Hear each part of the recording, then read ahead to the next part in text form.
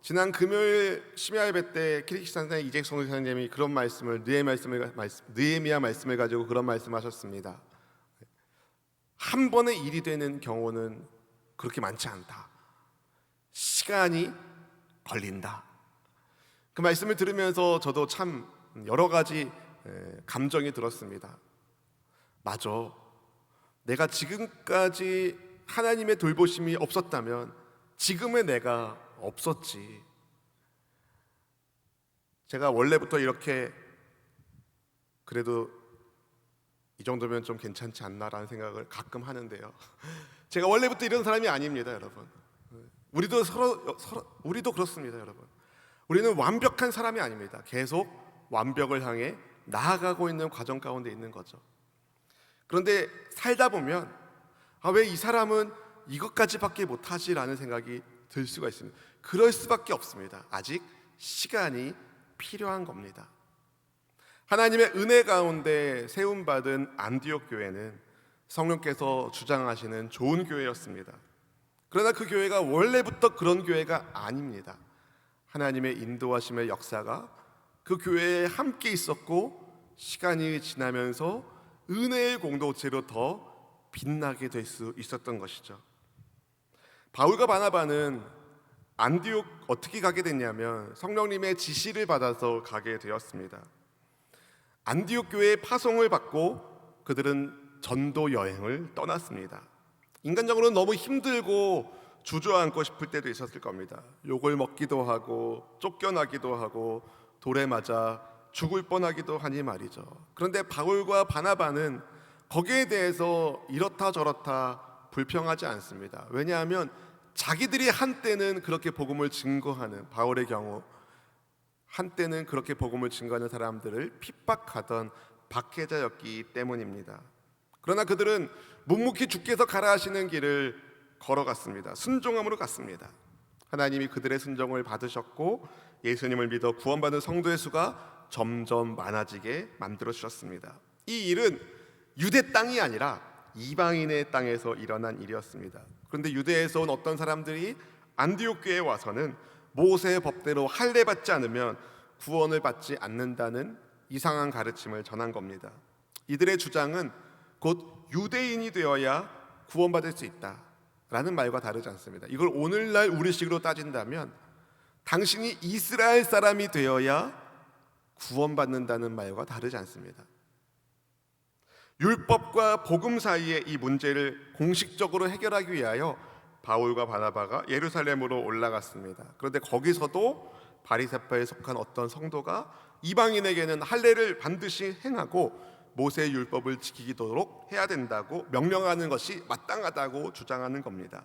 오랜 논의가 있은 후에 베드로가 일어나서 고넬료 사건을 언급하면서 하나님의 강권하심에 따라서 그가 고넬료 가정을 방문하게 되었고 거기서 복음을 증거할 때 그 집에 하나님의 성령께서 임하신 것을 증언합니다. 이것은 이방인들도 예수님을 믿으면 성령 하나님의 역사하심 가운데 하나님 나라의 백성이 된다는 것을 보여주는 아주 대표적인 사건이었습니다. 베드로의 말에 거기에 있던 사람들이 조용해졌어요. 그런 상황에서 바울과 바나바가 이렇게 증거하는 겁니다. 12절 말씀을 같이 읽어보실까요? 온 무리가 가만히 있어 바나바와 바울이 하나님께서 자기들로 말미암아 이방인 중에서 행하신 표적과 기사에 관하여 말하는 것을 듣더니 아멘. 하나님께서 이방인 중에서 이런 표적과 기사를 행하셨다. 하나님께서 누구를 통해서? 자기들을 통해서 행하셨다. 하나님께서 유대인인 바울과 바나바를 통해서 유대인이 아닌 이방인들 가운데 하나님의 표적과 기사가 나타났다라는 것을 간증합니다. 모세 율법을 알지 못하고 할례 받지 않은 이방인들 가운데 하나님의 역사가 일어났다는 것을 바울과 바나바가 간증하면서 이것을 듣는 사람들은 구원의 필수 조건으로 모세의 율법과 할례를 주장하는 것은 이방인에게 강요하는 것은 옳지 않다는 생각이 들었을 것입니다. 바나바와 바울의 말이 끝났을 때에 예수님의 형제인 야고보 사도가 공회의 사람들에게 이렇게 말합니다. 형제들, 지금 시몬 베드로가 하나님께서 이방 사람들을 돌봐주셔서 그들 가운데서 하나님의 백성을 택하셨음을 말했는데, 이 말은 오래전부터 하나님께서 선지자의 입을 통하여 우리에게 주신 예언의 말씀과 일치합니다. 이방인들이 주님께 돌아오는 것은 하나님이 오래전에 선지자들을 통해서 예언하게 하신 말씀의 성취라는 것이었습니다.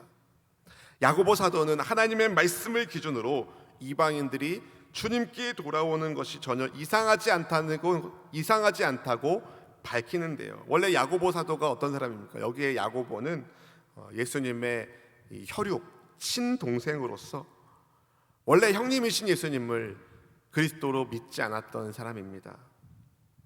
그랬던 그가 야고보서 말씀을 보면 알 수 있듯이 그리스도의 종으로 자기를 자처하면서 예수님이 자기의 주님이시라고 고백합니다. 그리스도의 부활을 체험하고 예수님을 주와 그리스도로 영접하고 따르는 제자가 되었고 초대교회에서 존경받는 영적 리더가 된 것입니다. 원래 야고보는 그런 사람이 아니었다고요. 그런데 하나님의 은혜 가운데, 그의 인생 가운데 부활의 예수님을 만나는 은혜의 체험을 허락하여 주시고 예수님을 주와 그리스도로 영접하는 하나님의 백성이 된 것이죠. 누구보다도 영향을 썼던 야고보가 아모스 말씀을 인용하면서 이방인들이 주님께로 돌아오는 것이 굉장히 성경적이다라는 것을 밝힙니다. 우리 본문의 16절 17절 말씀 같이 읽어보실까요?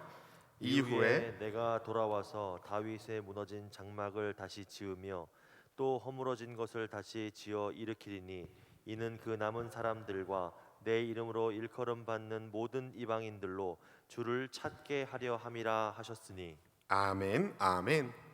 율법과 복음의 문제로 갈등하고 있는 그 상황에서 야고보는 모두의 이야기를 잘 귀담아 듣고 하나님의 말씀을 기준으로 하여 율법과 복음 사이에 교통 정리를 합니다.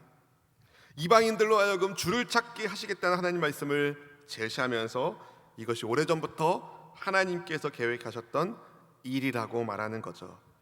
그런 다음에 야고보는 이방인들이 하나님께로 돌아오는 것을 괴롭게 하지 말자는 의견을 줍니다. 본문 19절 말씀을 같이 읽어보실까요? 그러므로 내 의견에는 이방인 중에서 하나님께로 돌아오는 자들을 괴롭게 하지 말고. 유대 그리스도인들에게는 이방 그리스도인들이 뭔가 부족해 보였을 겁니다. 자기들처럼 할례 받은 사람도 아니고 모세의 율법을 아무리 예수님의 복음을 말하지만 그 예수님의 복음이 구약의 예언의 말씀을 성취한 사건인데 구약의 말씀에 비춰 봤을 때는 조금 좀 부족한데 라는 생각을 했겠죠. 우리도 그러지 않습니까? 신앙의 연수가 좀 차고 또 성경적 지식이 깊어지면서 하나님의 뜻을 조금 더 알게 된다면 더 사랑으로 행할 것 같은데 왜 저 사람은 저렇게까지 받지 못하지? 말도 잘 안 나오네요. 왜 저 사람은 저렇게까지밖에 못하지? 라는 생각이 들 수 있는 거죠. 그런데 나도 그럴 때가 있었다는 것을 기억해야 됩니다. 야고보가 그랬던 거예요. 나도 예수님을 믿지 않았던 때가 있었는데 나도 율법이 아니라 예수님의 복음으로 구원을 받은 건데 이방인들에게 어떻게 유대인처럼 살라고 강요할 수 있단 말인가 라는 생각을 했겠죠. 바울과 바나바도 마찬가지이고, 그런데 그들의 생각은 그냥 단순히 일의 경중을 따져가면서 사리를 분별하면서 따져본 것이 아니라 말씀이 뭐라고 이야기하시는지를 살펴보며 말씀의 기준을 따라서 자기들의 기준도 정하는 겁니다. 그래서 유대 그리스도인들에게는 이방 그리스도인들을 좀 유대인의 정체성으로 괴롭히지 말자고 말하면서, 다만 이방 그리스도인들에게 그 유대의 배경을 가지고 있는 그리스도인들의 마음을 상하게 하는 몇 가지 이방 관습을 좀 멀리 해줄 것을 제안합니다. 본문의 20절 21절 말씀 같이 읽어보실까요? 다만 우상의 더러운 것과 음행과 목매어 죽인 것과 피를 멀리하라고 편지하는 것이 옳으니 이는 예로부터 각성에서 모세를 전하는 자가 있어 안식일마다 회당에서 그 글을 읽음이라 하더라. 아멘, 아멘. 사랑하는 성도 여러분, 생각보다 우리는 삶의 습관에 길들여집니다. 그게 나의 문화가 되고 그 문화가 곧 나를 설명하는 것처럼 생각되기도 합니다.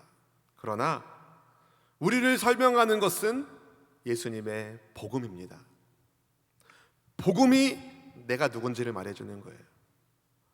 내가 살고 자란 삶의 배경이 내가 누구다라고 이야기하지 않습니다. 그것은 껍데기입니다.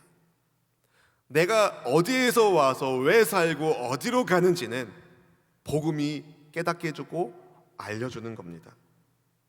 그리고 교회는 바로 그런 복음의 본질, 그리스도 예수님의 복음의 본질을 붙들고 함께 붙들고 서로의 다양성, 지체의 문화적 다양성을 이해하고 배려하는 영적인 공동체입니다.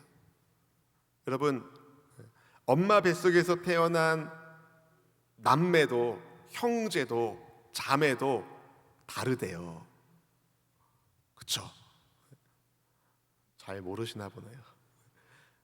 한 배에서 태어난 자식들도 다르고 심지어 쌍둥이로 태어났어도 다른데 다른 문화적 배경을 가지고 성장한 우리가 얼마나 많이 다르겠습니까? 그런데 그 다름을 뛰어넘는 하나님의 하나 되게 하시는 은혜가 있는 것이죠. 바로 너도 그렇고 나도 그렇고 당신도 그렇고 저도 그렇고 다 율법의 준수가 아니라 하나님의 은혜의 복음의 선물로 말미암아 그리스도 예수님의 십자가 죽으심과 부활의 은혜로 말미암아 우리가 하나님의 자녀가 되었다는 공통 분모가 있는 겁니다.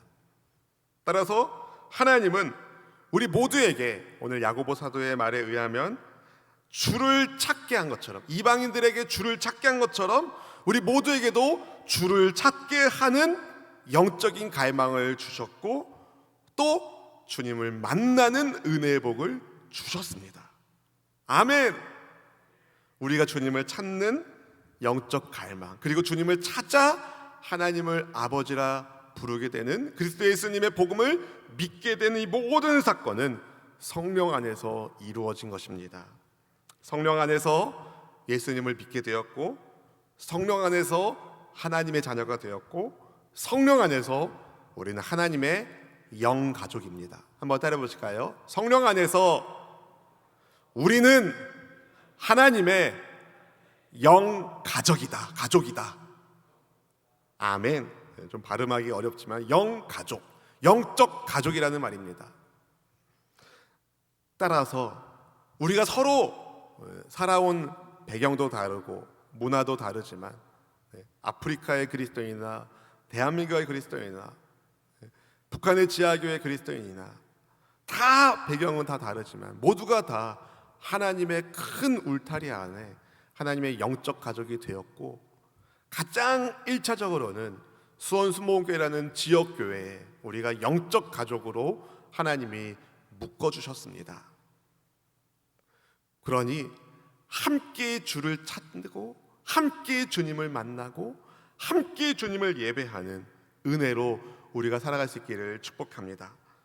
다른 사람을 내 견해, 전통이라는 미명 아래 판단하고 정죄하고 괴롭게 하지 말고 우리가 사랑으로 함께 주님을 더 사랑하고 주께로 더 가까이 나아가는 은혜의 통로, 축복의 통로 다 되시기를 주님의 이름으로 축원드립니다.